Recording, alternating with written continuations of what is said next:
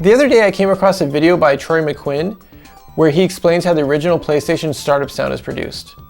It's a short video and I recommend you watch it, but just to summarize, the sound isn't pre-recorded as you may expect. It's actually rendered in real time by the PlayStation from a few small compressed samples. They had to do it this way because the firmware lives on a small ROM chip, and it would be wasteful to store a full CD quality recording on there. His video left a strong impression on me. I was genuinely amazed that such a complex, rich, and iconic sound could be produced in that way. Then I got an idea. The SNES audio hardware was designed for a very similar use case. What if I could reproduce the original PlayStation startup sound with the SNES? Well, fortunately, I built an SNES synthesizer, so let's just try it out. Just like in Troy's video, the first thing I did was extract my PlayStation's BIOS from the console. Then I use a software utility called pSound to extract and convert the samples stored on the BIOS into the WAV format. This is the SNES APU memory map. Before we upload the samples to Super MIDI Pak, we need to know how much RAM we have available to work with. The first 256 bytes are reserved by Super MIDI Pak. The next 8 bytes make up the sample directory. The sample directory tells the hardware where to find the starting and looping points for the samples. I want to reserve at least 10,240 bytes at the end for the echo buffer. That leaves us with 55,032 bytes for our custom samples. In the SNES, 16 samples require 9 bytes of memory, so that gives us about 97,834 samples. At 32 kHz, the SNES's sample rate, that's about 3.057 seconds of sample data. Now we'll import the samples into Audacity and do some pre-processing. First, I cropped out silence around the sample. The sample was extracted at 22,050 Hz, so I resampled it for 32,000 Hz.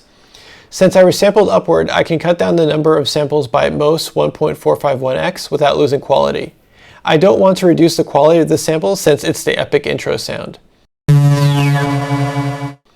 Now shrinking it down by 1.451x leaves us with a sample that is 1.920 seconds long.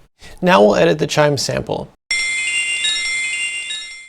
Just as before, we'll crop out the silence and then resample to 32,000 Hz. The previous sample ended up being 1.920 seconds long, and we had 3.057 seconds available, so that leaves us with room for 1.137 seconds. Right now, this sample is 2.044 seconds long, so we have to reduce it by a factor of 1.799.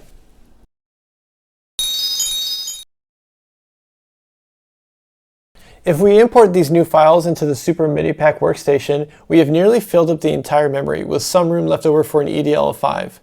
Since we increased the speed of the samples in Audacity, we need to set the root notes accordingly so that middle C plays the samples at the original rate.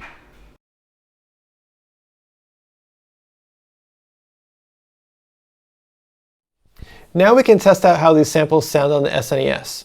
You can see a keyboard on screen to show you what notes I'm playing. Here's the beginning chime part. Here's the ending chimes part. And here's the epic intro sound.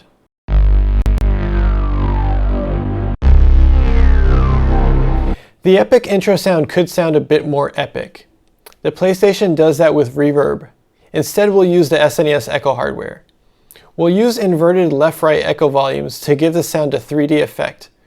We'll use the max echo delay, which corresponds to an EDL value of 5, and a typical echo feedback value of 60.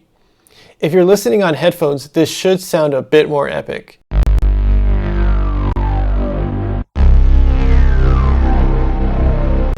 Compare it to without the additional echo.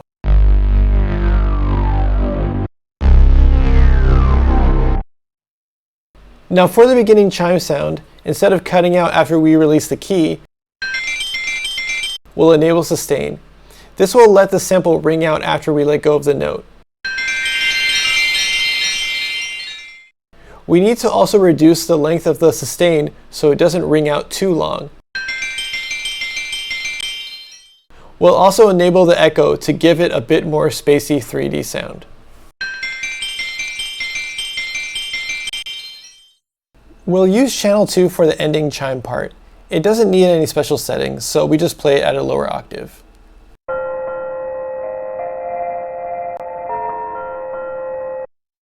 Okay, so here's the setup. On the low end, we have this orchestra hit sample. On the high end, we have this little chime sample. And on the mid end, we have a lower version of the chime sample. Each part of the keyboard is split up and directing to a different channel, and each channel is configured differently on Super MIDI Pak. Okay, so let's try this.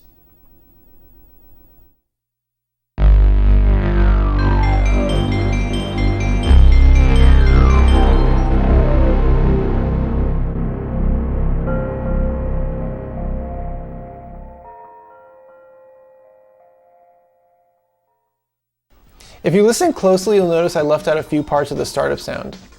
I could spend a lot more time on this to make it perfect, but I really just wanted to do a quick proof of concept to satisfy a curiosity I had. Also, if you wanted to do this right, you'd probably want to add graphics to make a full demo ROM. If you're interested in Super MIDI Pak, then please subscribe to the channel or visit supermidipak.com. Our pre-orders are currently in production, but if there's enough interest, we may produce a second batch. See you in the next video.